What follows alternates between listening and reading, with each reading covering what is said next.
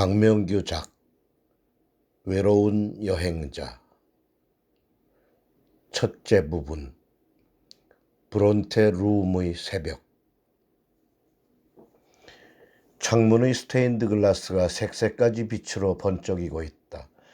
처음에 맨 위쪽의 빨간 아치가 빛을 뿜기 시작한 뒤 잇따라 그 아래의 주황색 또 그 아래의 노랑, 초록, 파랑색 조각들이 제각각 그림자를 쏘아 올리더니 드디어 천장 위에 스테인드 글라스 창문 하나를 원모습 그대로 완성해 놓았다. 창문 바로 옆에는 그리 크지 않은 액자 하나가 걸려 있다.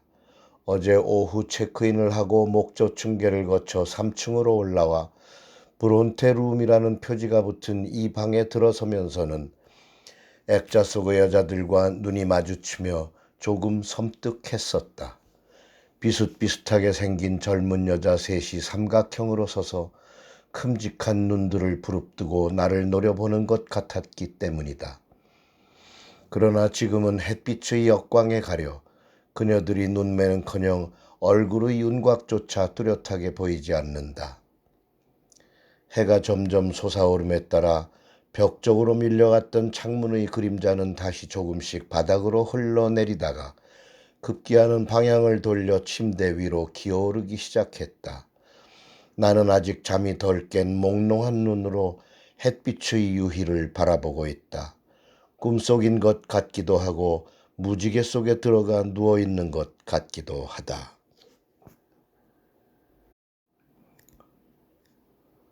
둘째 부분 하늘의 무지개.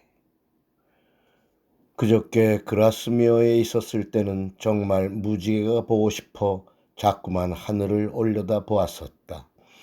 비가 자주 내리는 영국 땅이기에 언제든 어디서든 눈만 들면 볼 수 있으리라고 생각했었다. 옆에서는 여학생 하나가 낭낭한 목소리로 시를 읊고 있었다. 두 손 위에는 두툼한 시집 한 권이 펼쳐져 있었지만 모든 시를 깡그리 외워버렸다는 듯 허공에서 눈길을 한 번도 떼지 않고 오래도록 암송을 계속하고 있었다.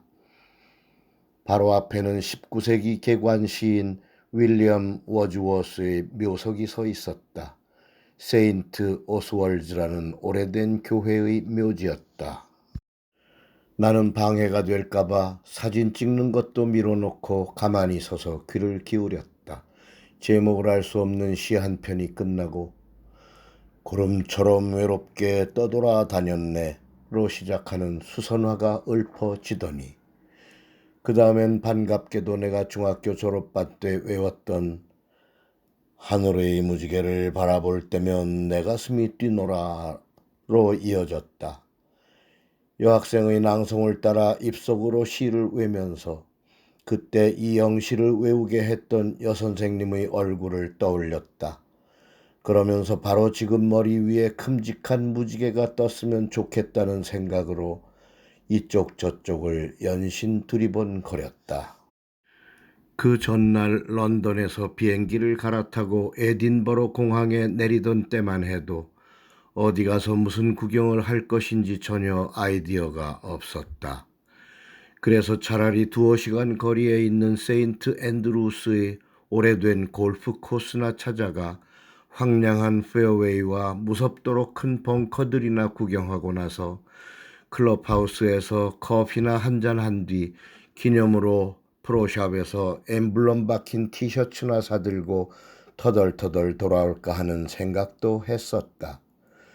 그러나 아무래도 시간이 좀 모자랄 듯해 그냥 한가하게 시내에서 빈둥거리며 쉬자는 쪽으로 마음을 돌렸다. 시내에서 가볼 곳은 캐슬 락 위에 올라앉은 옛 성체뿐일 것 같았다. 과연 에딘버러 성은 꼭 한번 가볼 만한 곳이었다. 그러나 성 아래로 한눈에 내려다 보이는 도시 전경이 훨씬 더 볼만했다.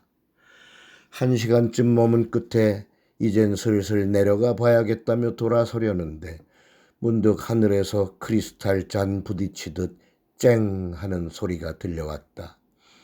그리고는 크고도 선명한 무지개가 눈앞에 펼쳐졌다. 도시의 한쪽 끝에서 반대쪽 끝까지, 아니 그보다도 더 멀리 내 눈이 닿는 땅 전체를 빨주노초 파남보의 찬란한 아치로 덮어씌운 거대한 무지개였다. 가슴이 쿵쿵 뛰기 시작했다. 눈물마저 고여오는 듯했다. 그때 워즈워스라는 이름이 불쑥 튀어올랐다. 무지개를 바라보면 가슴이 뛴다고 했던 사람, 늙어져도 계속 그렇게 가슴이 뛰기를 바란다고 했던 사람, 그가 평생 바라보았던 무지개가 바로 이런 것이었으리라. 그러자 갑자기 워즈워스가 19세기 영국의 시인이 아니라 내 어릴 적 친구였던 것처럼 친근한 이름으로 다가왔다. 함께 뛰어놀고 함께 무지개를 바라보며 경탄했던 친구. 이제는 저 세상으로 가버린 지 오래지만 그가 살던 옛집이라도 찾아가면 그동안 잊고 있던 어린 시절의 기억이라도 되찾을 수 있을 것 같았다. 일은 이렇게 흘러갔고 결국 나는 거역 못할 마법에라도 걸린 듯 다음 날 아침 눈을 뜨자마자 워즈워스의 옛 오두막집이 있는 그라스미어를 찾아가려고 호텔을 뛰쳐나왔다. 셋째 부분, 혼자만의 여행. 실로 오랜만에 혼자 집을 떠나왔다.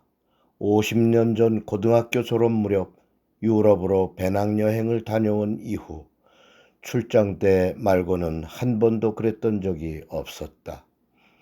여행은 혼자 해야만 제맛이 난다고 주장하는 사람들도 있지만 함께 가도 외로울 수밖에 없는 여행길을 굳이 몇 배 더 외롭게 할 필요가 있겠느냐는 것이 내 대답이었다.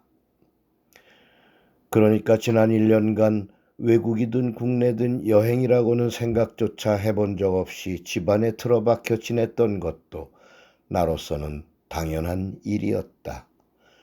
일생의 여행 파트너였던 아내를 먼저 보내고 나만 남았기 때문이다.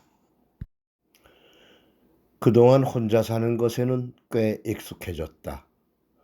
그러나 마음속에 외로움이 뿌리를 내리면서 점점 집에 있기가 힘들게 느껴졌다. 마침내 혼자 된 지 꼭 1년 만에 아내의 묘소를 다녀오자마자 바로 짐을 싸들고 무작정 집을 나오고야 말았다. 아내가 떠난 뒤로 전에 없이 여러 가지 생각을 하게 됐었다. 사람이 태어나고 죽는 것은 하늘의 일이기에 죽음 자체는 그런대로 받아들일 수가 있었다. 그러나 외로움이 짙어갈수록 그리움과 함께 후회가 늘어났다.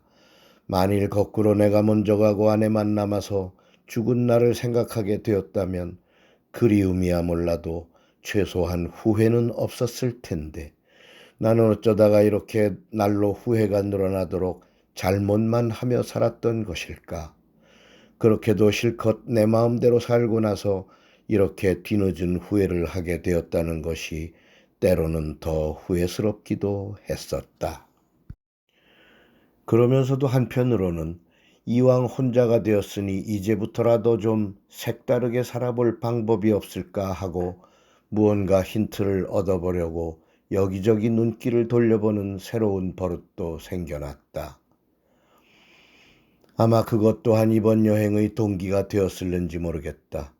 어쩌면 에딘버러의 무지개 앞에서 느닷없이 가슴이 뛰었던 것이나 또 그 바람에 여태껏 꿈꿔보지도 않았던 시골 마을 그라스미어로 달려가게 된 것이나 모두 그 새 버릇 때문이 아니었을까.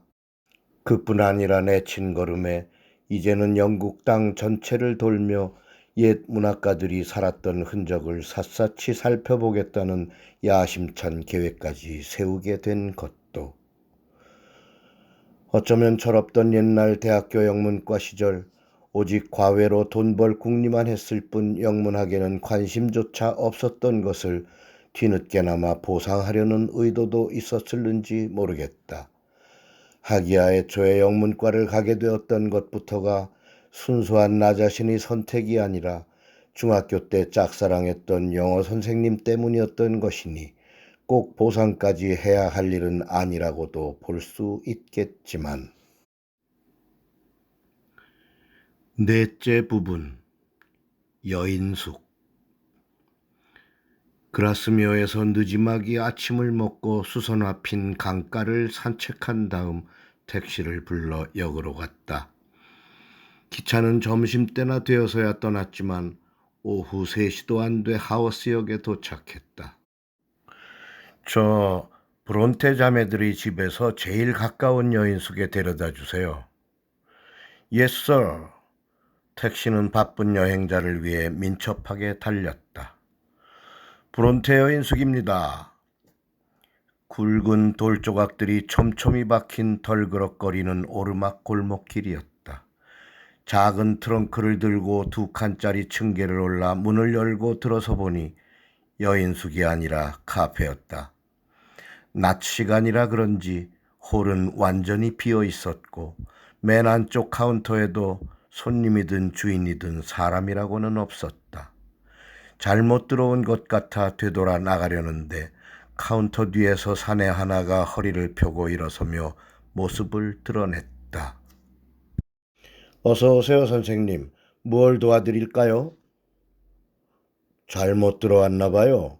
체크인을 하려면 어디로 가야 되죠? 바로 여기죠. 제가 담당이에요. 바텐더 겸 리셉셔니스트죠. 아, 성함이 킴. 그런데 갑자기 오느라고 예약을 못했는데요. 괜찮습니다. 제일 좋은 방으로 드리죠. 3층 브론테룸입니다. 아침에 햇빛이 아주 잘 드는 방이지요. 필요한 것 있으시면 언제든지 톰을 불러주세요. 내일 아침도 여기 내려와 드시고요. Thank you indeed. 그런데 내가 지금 브론테 자매들의 집을 찾아가야 하는데 여기서 가까운가요? 네, 바로 이 앞길을 끝까지 올라가 왼쪽으로 모퉁이 하나만 돌면 되죠. 4시까지만 가면 충분할 거예요. 잘 됐군요. 택시기사가 제대로 데려다 주었네요. 5째 부분, 브론테 자매들의 집. 오돌도돌 돌이 박힌 오르막길을 따라 올라갔다. 별별 가게와 카페들이 늘어선 약 100m가량의 브론테 길이 언덕 꼭대기에 이르러 둘로 갈라졌다. 오른쪽의 시멘트 포장도로는 꽤 깊이가 있는 골짜기를 향해 뻗어 내려갔는데 골짜기의 밑바닥을 흐르는 개울 뒤편으로부터 바위 투성이의 큰 절벽이 급하게 솟아오르고 있었다. 절벽 위로는 목장처럼 생긴 넓은 풀밭이 올라앉아 있었는데 아무 볼 것 없이 텅 빈 모습이 좀 을씨년스럽게 느껴졌다. 바람이 꽤 있는 곳인 듯 나무들이 약간 한쪽으로 기울어져 보였다. 폭풍의 언덕이라는 이름이 바로 여기서 나왔다고 해도 별 잘못은 없을 것 같았다. 발길을 돌려 왼쪽으로 꺾어들었다. 30-40m쯤 들어가자 깃발 몇 개가 걸려있는 브론테의 집이 나타났다. 샬롯, 에밀리, 앤, 당신들을 찾아 내가 왔소. 기적이라고 불러도 좋을 것 같소. 생전에 여기까지 오게 될 줄을 상상이나 했겠소. 이렇게 시작해 제법 긴 인사말을 방명록에 남기고 안으로 들어섰다. 사제였던 아버지 브론테의 3딸이 외아들 브란웰과 함께 이 집에서 자라났다는데 나중에 성인이 되어 작품들을 발표할 때까지도 계속 이 집에서 살았다고 했다. 1시간 반 가까이 머물면서 자매들의 방과 그 안에 있는 옷이니 책이니 심지어 일기장까지도 낱낱이 살펴보았다. 서로 붙어있는 자그마한 방들을 이리저리 드나들면서 장난도 치고 오순도순 이야기에도 빠져가며 즐겁게 자라났을 그녀들의 모습이 눈에 보이는 듯 했다. 6번째 부분, 밤의 카페. 점심을 제대로 먹지 못했기에 저녁은 조금 일찍 먹을 생각이었는데 어디서 무엇을 먹어야 할지 알 수 없어 카운터로 톰을 찾아갔다. 여기는 메뉴가 뭐죠? 내가 이곳 음식을 몰라서 뭘 먹어야 될지. 메뉴에 어디 가나 다 똑같죠. 맛이 어떠냐가 다를 뿐. 그런가요? 여기선 뭐가 제일 맛있죠? 간단하면서도. 맛이야 다 좋고요. 제일 간단한 건 피쉬앤칩스죠. 그럼 그걸 먹어야겠네. 맥주도 한 잔 주세요. 로컬 맥주로요. 톰은 음식 준비를 하러 안으로 들어가고 나는 손이나 씻고 오려고 3층으로 올라갔다. 문을 열고 불을 켜자 맞은편 벽에 걸린 액자로 먼저 눈이 갔다. 처음 보던 때와는 달리 이제는 잘 아는 집의 딸들인 듯 친근하게 느껴졌다. 커다랗게 부릅뜬 눈들도 귀엽게만 보였다. 스테인드 글라스의 창문을 밀어 열자 오른편으로는 동네 전체가 다 내려다 보였고 그 뒤쪽으로는 하워스 마을의 배경 그림인 양 길게 둘러쳐진 먼 산의 검은 테두리가 하늘 중간을 가로지르고 있었다. 왼편으로는 아까 브론테길의 위쪽 갈림길에서 건너다 보았던 골짜기 너머 높은 언덕의 풀밭 한 귀퉁이가 보였다. 잠시 쉬었다 아래층으로 내려가자 톰이 마침 음식 접시를 홀 한가운데의 정사각형 식탁에 내려놓고 돌아서다가 나를 보고 손을 흔들었다. 바로 옆 테이블에 앉아있던 손님이 뒤를 돌아다 보았다. 그리고는 내가 자리에 앉자 짤막하게 저녁 인사를 건네왔다. 나보다 10살은 더 나이가 들었을 것 같은 시골 노인이었다. 재킷 대신 털실로 짠 카디건을 입고 있었는데 아주 얌전한 성품인 듯 단추가 모두 채워져 있는 것이 눈에 들어왔다. 무슨 생각을 골똘히 하는 듯 앞에 놓인 맥주에는 별로 손을 대지 않고 가만히 앉아 있었다. 어떻소? 먹을만 하오? 내가 접시를 다 비우고 나서 3분의 1쯤 남은 잔을 입에 댔다가 내려놓는데 그가 말을 건네왔다. 말소리가 유난히 조용했다. 아, 네, 좋은데요. 음식도 좋지만 맥주가 정말 일품이네요. 독일 맥주보다 더 나아요. 그가 말을 건네올 줄은 몰랐었기에 내 대답이 오히려 길어졌다. Welcome to Haworth. 그의 말씨는 여전히 조용했다. Thank you.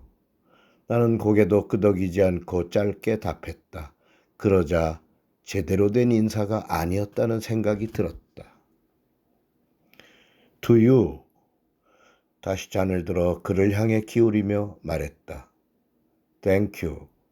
그런데 어디서 오셨소? 이런 시골까지. 한국 서울에서요. 아, 축구의 나라. 그렇게 부를 만큼 잘하지는 못하는데요. 하긴 월드컵을 주최할 정도는 되었지만. 이렇게 이야기가 시작되었다. 처음에는 영국 리그에서 활약하는 한국 선수들 이야기를 하다가 나중에는 화제가 골프 쪽으로 넘어갔다. 나는 이틀 전 에딘버러에 갔을 때 부근의 골프장에 가보지 못한 것이 아쉽다고 말했다. 아하, 그거 안 됐군요. 세인트 앤드루스에는 가봐야 하는 건데. 거기가 골프의 발상지니까 말이오. 내 말이 그 말이에요. 사실 처음엔 그러려고 했었는데 갑자기 시간이 없게 돼서. 그리고는 성체에서 본 무지개 이야기와 그 바람에 갑작스레 워즈워스의 집과 묘지를 찾아 그라스미어로 떠났던 이야기를 해주었다. 아, 그러셨군. 그럼 이곳 하워스에도 브론테 자매들 때문에 오신 건가 보. 맞습니다. 방금 그녀들의 집을 다녀왔지요. 내일은 남쪽으로 내려가 셰익스피어의 생가에 들러볼 생각이지요. 그 다음엔 찰스 디킨스도 찾아보고 또 작가이신가 보. 아니면 시인이든가. 그건 아니고요. 학교 때 영문학을 공부했었거든요. 역시 그렇군. 그럼 브론테도 그저 대충 겉만 보고 나오지는 않았겠소. 그 뒤로는 화제가 브론테 자매의 작품으로 옮아갔다. 그는 헨리라고 자신을 소개했고 나는 퍼스트 네임은 빼놓고 킴이라고만 말했다. 헨리가 두 브론테 자매들 중 에밀리의 작품이 제일 낫다고 말하는 바람에 열띤 토론이 벌어졌다. 나는 언니인 샬롯의 제인 에어가 동생이 쓴 폭풍의 언덕에 비해 여러모로 원숙한 작품이라고 강하게 주장했다. 반면에 헨리는 캐서린과 히스클리프의 사랑이야말로 남녀간의 사랑의 원형이며 바로 그 때문에 독자에게 깊은 감동을 주는 것이라고 했다. 일곱째 부분, True Love. 톰, 우리 한 잔씩 더 주세요. 접시를 치우러 톰이 왔을 때 나는 맥주를 주문하며 헨리를 쳐다보았다. 헨리는 손바닥을 살짝 세우며 사양하고는 손가락으로 자기의 잔을 가리켰다. 아직 절반도 남게 남아있었다. 나는 헨리와 더 오래 이야기하고 싶었다. 브론테 자매들에 관한 토론이 재미있기도 했지만 그보다도 시종 조용한 목소리로 차근차근 의견을 말하는 헨리와의 대화가 너무나 즐거웠었다. 어쩌면 며칠 혼자 돌아다니며 외로웠던 탓도 있었을 것이다. 사실 1년 동안이나 사람이 그리웠었다. 저쪽 테이블에 놔주세요, 톰. 새 맥주가 나왔을 때 내가 헨리의 테이블을 가리키며 말했다. 그리고는 바로 이어서 그의 얼굴을 쳐다보았다. 내가 그리 건너가려고요. 캐서린을 위해 건배를 해야지요. 헨리는 말없이 고개를 2번 끄덕였고 나는 얼른 일어서 그의 앞으로 옮겨갔다. To 캐서린. 잔을 부딪히면서 나는 일부러 캐서린의 이름을 큰 소리로 발음했다. 그 발음에 헨리의 목소리가 명확하게 들리지 않았다. 물론 똑같이 캐서린이라고 했을 텐데 어딘지 느낌이 조금 달랐던 것 같았다. To whom? 입에서 잔을 떼며 물었다. 헨리는 순간적으로 약간 멍한 얼굴이 되었으나 곧 표정을 풀고 대답했다. 내가 잘못 말했나 보. 크리스틴이라고. 얼핏 듣기에 그의 목소리가 그저 작기만 한 것이 아니라 아주 먼 곳에서 들려오는 것처럼 느껴졌다. 그러나 워낙 조용한 사람이라 그렇겠지 하며 잠자코 잔만 내려놓았다. 미안하오. 내가 정신이 나갔던 것 같소. 헨리가 한마디를 덧붙였다. 아니 뭐 그런 걸 가지고. 나는 황급히 얼버무리느라고 말까지 더듬었다. 그러나 헨리는 조금 더 심각한 표정이 되더니 자세마저 여건 고쳐 앉으며 목소리를 가다듬었다. 킴, 사실은 내가 아까부터 캐서린 이야기를 하면서도 속으로는 크리스틴을 생각하고 있었기에 그리 된 것이오. 그 점이 미안하다는 것이었소. 원천만에요. 이제 그 말은 그만하시죠. 그런데 크리스틴이 누구인가요? 나는 말로는 질문을 하면서도 실제로는 별로 궁금하지 않았었다. 기껏 딸이거나 아내이겠지 하는 정도로만 생각했던 것이다. 그러나 헨리의 대답은 예상을 벗어났다. 크리스틴은 내 트루러브라오. 지금도 주기적으로 만나고 있는 아름다운 여인이지. 이 트루러브라는 단어가 나를 자극했다. 진짜 애인이라니? 그 나이에 애인을 가졌다고? 당신보다 훨씬 젊은 나에게도 없는 애인을? 그러나 다음 순간 덧붙여진 말 때문에 나는 갑자기 생각을 멈춰야 했다. 이 세상에는 없는 사람이오마는. 이 말이 뜻하는 상황이 무엇인지 얼른 잡히지가 않았다. 그냥 흔히 듣는 죽은 누구누구의 이야기와는 너무도 달랐기 때문이다.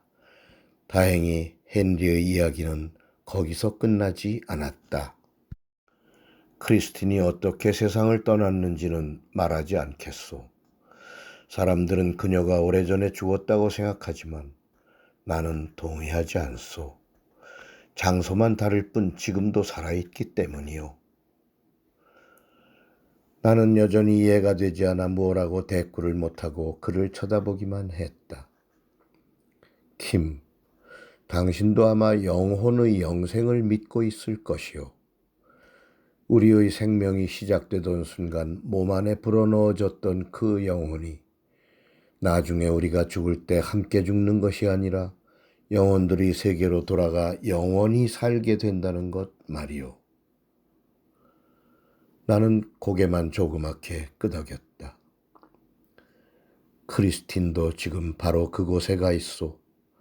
불행히도 내가 아직 이승에 남아 있어 자주 만나지는 못하지만 그래도 가끔씩 어렵사리 만나고는 있으니 사실 얼마나 큰 행운이요. 헨리, 그게 사실이라면 정말 큰 행운이라 하겠군요. 하지만 솔직히 잘 믿기지가 않네요. 어떻게 그런 만남이 가능하다는 것인지. 나는 정말 그의 말이 믿어지지 않았었다. 킴, 이것을 한번 생각해 보시오. 지금 내 안에 들어있는 이 영혼도 언젠가는 크리스틴이나 모든 죽은 이들의 영혼과 함께 있게 될 똑같은 영혼이라는 것 말이오. 영혼과 영혼이 서로 만나 대화도 하고 느낌도 공유하는 것은 지극히 자연스러운 일이 아니겠소? 그런 논리도 가능은 하겠지만 실제로는 여전히 그렇소. 논리보다는 실제가 중요한 것이요. 그런데 킴, 정말 진실로 말하는데 나는 실제로 그녀를 만나고 있는 것이요. 물론 절대 쉬운 일이 아니어서 이미 말했듯 아주 가끔밖에는 만날 수가 없지만 말이요. 그리고 이것도 처음부터 이렇게 된 것이 아니라 우연히 어느 날 그녀와 재회를 하는 행운을 얻은 뒤 그 만남을 재현하려고 무던히 노력을 거듭한 끝에 겨우 방법을 터득하게 된 것이라오. 그렇다면 처음에는 몰라도 일단 방법을 터득한 뒤로는 언제든지 만날 수가 있을 텐데 그렇게 못하는 이유가 뭐죠? 나는 헨리 앞으로 다가앉으며 따져 물었다. 그건 말하자면 크리스틴을 만나고 싶은 내 마음과 달리 내 안에 있는 또 하나의 내가 그 만남을 거부하거나 회피하려 하기 때문이요. 두 개의 내가 서로 마음이 일치하지 않으면 아무 일도 할 수 없는 것 아니겠소? 어떻게 그런 일이 생길 수 있죠? 당신 안의 당신도 똑같은 당신인데 당신의 진심을 거부하다니. 그건 나도 명확히 알 수가 없소만 아마도 살아있는 생명체의 본능이 아닐까 하오. 생명체란 어떻든 죽음을 멀리하려는 본능을 갖게 마련이니까 말이오. 하지만 크리스틴을 만나는 것과 죽음과는 아무 연관이 없는데 왜 그걸 거부한다는 것인지. 죽은 존재와의 만남이란 결국 죽음의 접근이라고 볼 수 있을 테니 일견 이해도 되오. 나 자신은 크리스틴이 죽은 존재가 아니라 영생의 존재라고 믿고 있지만. 아, 헨리. 한마디로 당신은 크리스틴의 영혼을 부르기 위해 당신 안에 있는 생명체의 본능을 다스리는 데 시간과 노력을 집중하느라고 결과적으로 그녀를 만날 기회도 더 자주 갖지 못하는 것이로군요. 하지만 그렇게라도 사랑하는 이의 영혼을 만날 수가 있으니 얼마나 좋겠습니까?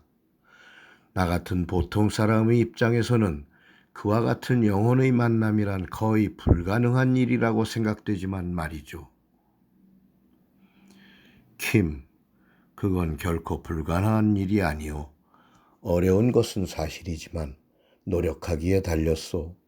다만 그 어려운 노력을 오래도록 지속하기 위해서는 당신의 마음속에 트루 러브가 가득 차도록 하는 노력도 동시에 필요할 것이오.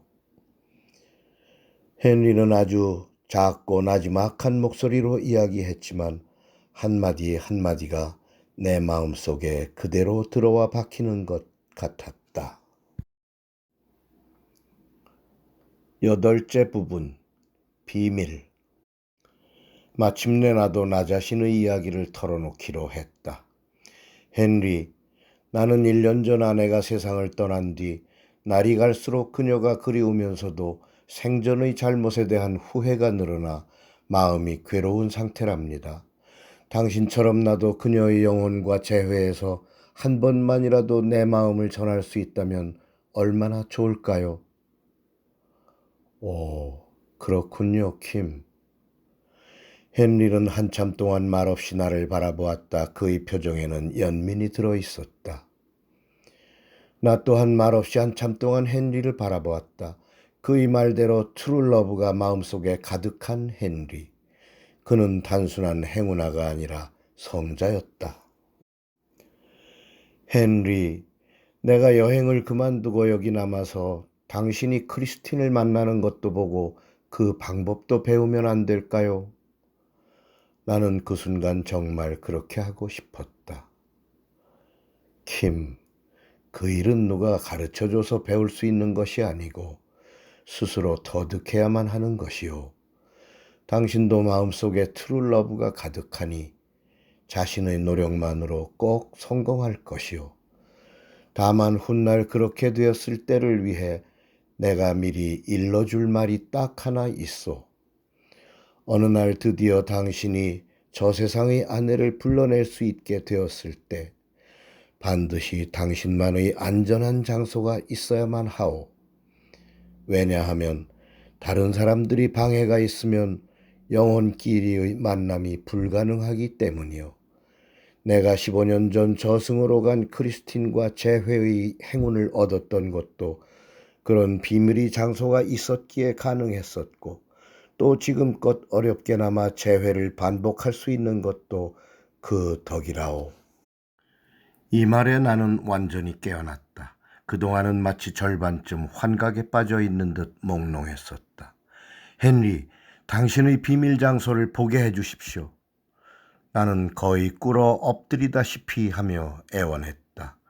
헨리는 잠시 가만히 있더니 마침내 마음을 먹은 듯 의자를 당겨 내게로 가까이 다가 앉았다. 동시에 나도 윗몸을 기울여 그에게로 다가갔다. 헨리는 테이블 위로 손가락을 옮겨가며 비밀의 약도를 그리기 시작했다. 밤이 점점 깊어가고 있었다. 9째 부분, 브론테룸의 아침. 창문의 스테인드 글라스에는 여전히 아침 햇빛이 비치고 있다. 그러나 어느새 해가 하늘 높이 올라갔고 각도마저 많이 틀어져 방 안을 맴돌던 스테인드 글라스의 그림자도 이제는 보이지 않는다. 그 대신 방은 많이 밝아졌다. 창문 옆 기다란 쪽벽에 걸린 액자에서는 브론테 집안의 세 자매들이 어제 오후 처음 마주치던 때처럼 동그란 눈을 뜨고 어딘가를 쏘아보고 있다. 나는 아직도 누운 채로 간밤의 일들을 되뇌고 있다. 헨리. 어젯밤처럼 그 이름을 불러본다. 그의 조용한 목소리와 표정, 단정하게 단추가 채워진 오래된 카디건, 약간 달아있는 소매 끝으로 내민 밀가루처럼 하얗게 주름진 손, 속이 들여다보일 듯 투명하고 가느다란 손가락, 그 손가락으로 한 군데씩 짚어가며 테이블 위에 그렸던 비밀 약도. 헨리는 차근차근 분명하게 길을 가르쳐 주었었고 나는 하나하나 손끝으로 되짚으며 외워 나갔었다. 브론테 길의 위쪽 끝에서 골짜기로 내려가 개울을 만나 상류 쪽으로 한참을 올라가다가 폭포 조금 못 미쳐 다리를 건너 조금은 가파른 언덕길을 오르다가 검은 바위와 흰 바위가 차례로 놓인 곳에서 길을 벗어나 얕고 좁은 실개천을 건너 나는 이제 곧 침대에서 빠져나와 세수를 하고 아래층으로 내려가 톰이 차려주는 영국식 아침을 먹을 것이다. 그리고는 고개를 넘어 깊은 골짜기로 내려가 브론테 폭포 부근 에밀리 다리에서부터 한 군데씩 차례로 밟아가 마침내 헨리가 몰래 크리스틴을 만나는 비밀의 장소를 찾아내고야 말 것이다. 그리고는 아마도 한 15분쯤은 눈을 감고 앉아 그들의 재회 장면을 상상하다가 천천히 여인숙으로 돌아와 짐을 싸들고 다음 갈 곳을 생각하며 하워스역으로 나갈 것이다. 나는 휘파람을 불며 욕실로 들어간다. 욕실 안이 매우 환하다. 천장 바로 아래 동그랗게 뚫린 투명 유리창으로 햇빛이 쏟아져 들어와 하얀 타일벽에 이리저리 부딪히며 반사하고 있다. 열째 부분, 아침의 카페. Good morning, Mr. Kim. 톰이 살짝 웃음을 지으며 아침 인사를 한다. Good morning, Tom. 아침으로는 뭘 먹게 되려나요? 무얼 드시고 싶으시죠? 톰이 만드는 것 무엇이든지. 하하하, 그럼 기대하세요. 톰은 주방 쪽으로 사라진다. 창문 가까운 자리에 중년의 손님 하나가 앉아서 커피를 마시고 있다. 차림새로 보아 동네 사람일 것 같다. 누구를 기다리는지 가끔 문개를 바라보기도 하고 창밖을 살피기도 하고 있다. 땡큐 톰. 그런데 내가 아침을 먹은 뒤 브론테 폭포를 다녀오려는데 얼마나 걸릴까요? 접시를 내려놓는 톰에게 이렇게 묻는다. 1시간 남짓 천천히 걸어가면 말이죠. 그럼 택시를 타고 갈까? 올 때는 걸어오고. 그러시죠. 택시는 언제든 부를 수 있으니까 준비되면 말씀하세요. 오케이. 그러고 있는데 문이 열리고 젊은 사람 하나가 뛰다시피 급하게 들어서며 창가의 중년 손님에게 큰 소리로 말한다. 집에도 없네요. 이웃 사람들도 못 봤다고 하고요. 톰은 그들을 바라보며 걱정스런 표정을 짓고 나는 무슨 일일까 생각하며 톰과 그 두 사람을 번갈아 쳐다본다. 이상하군. 이런 일은 없었는데. 톰이 그들에게로 다가가며 공중에 대고 말한다. 그리고는 셋이서 수근거리기 시작한다. 나는 포크 끝으로 음식을 집을 때만 빼고는 계속 그들을 바라보며 아침을 먹는다. 어젯밤 그 헨리 말이에요. 톰이 카운터로 돌아가다 말고 다가와 귀띔을 한다. 헨리요? 무슨 일이 생겼어요? 내가 의아해하며 묻자 톰이 심각한 얼굴로 이야기를 꺼내놓는다. 참 이상해요. 비가 오나 눈이 오나 아침에 일어나면 바로 우리 카페로 와서 커피를 들며 하루를 시작하는 분인데 벌써 15년을 그래 왔는데 전화를 걸어도 받지 않기에 집으로 사람을 보내보았지만 아무런 낌새도 차릴 수가 없네요.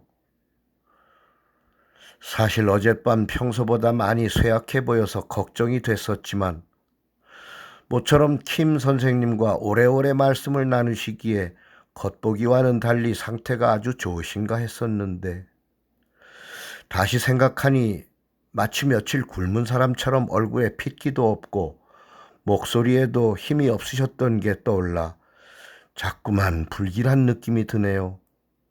제가 너무 무심했던 것 같아 후회도 되고요. 별일 없어야 될 텐데.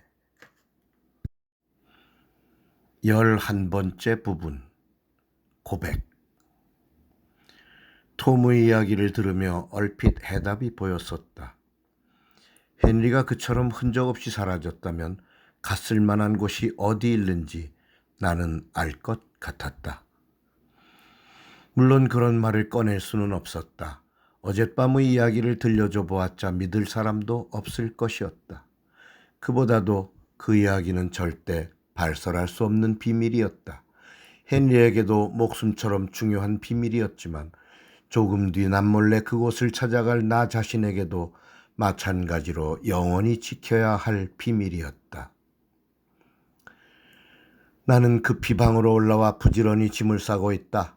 서둘러 체크아웃을 하고 여인숙을 떠나야겠다고 생각하고 있다. 헨리의 비밀 장소를 빨리 보고도 싶고 또 지금 틀림없이 그곳에 있을 헨리를 찾아내 안심하고도 싶다.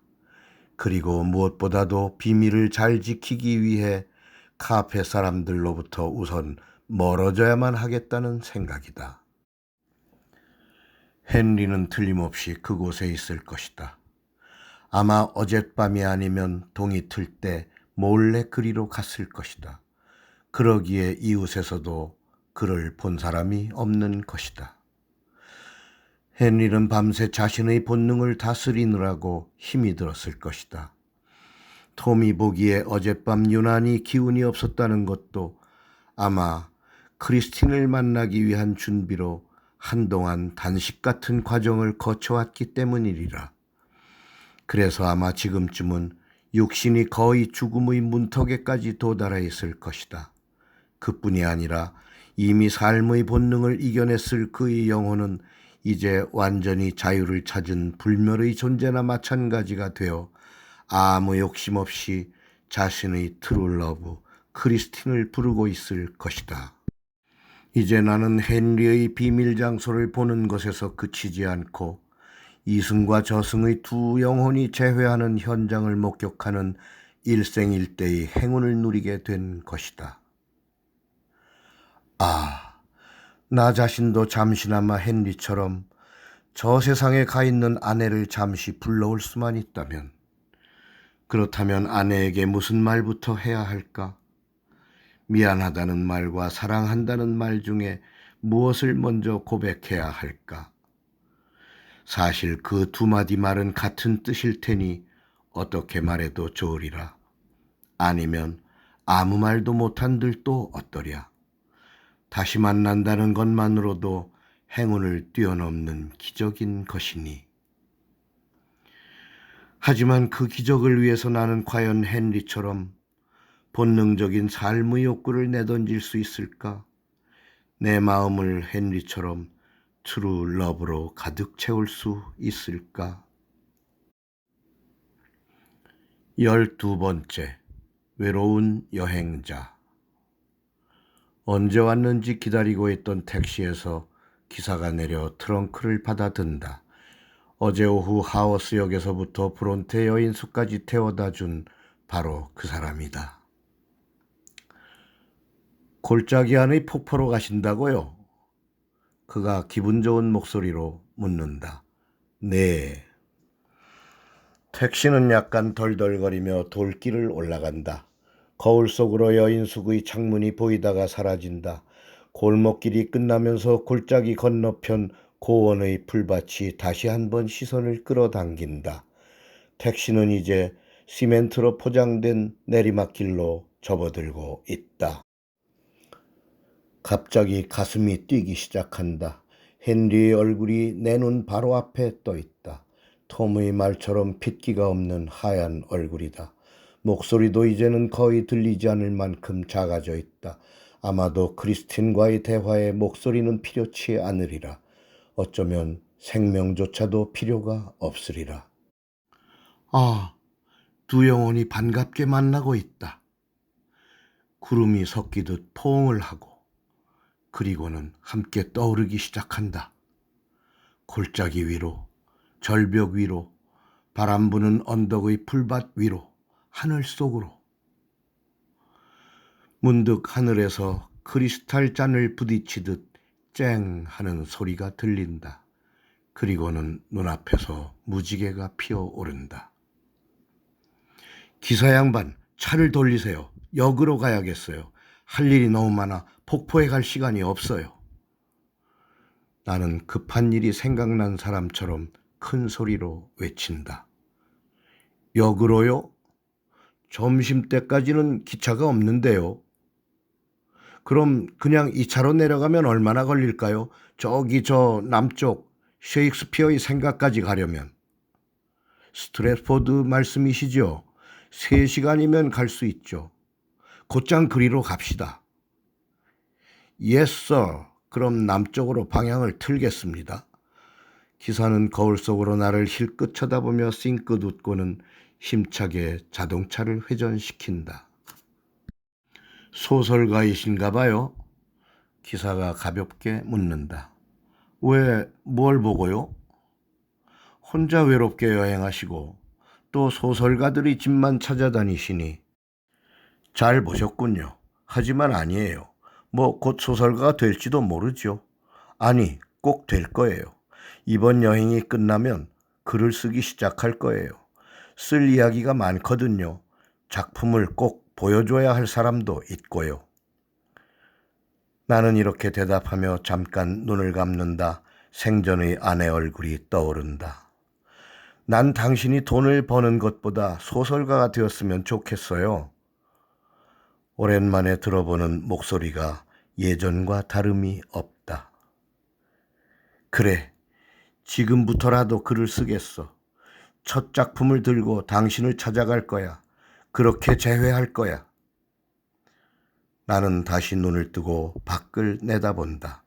브론테룸의 스테인드 글라스 창문을 비추던 햇빛이 이제는 절벽 위 바람 부는 언덕에서부터 먼 산의 끝자락까지 내 눈이 닿는 땅 전체에 걸쳐 선명한 7 색깔의 아치를 펼치고 있다.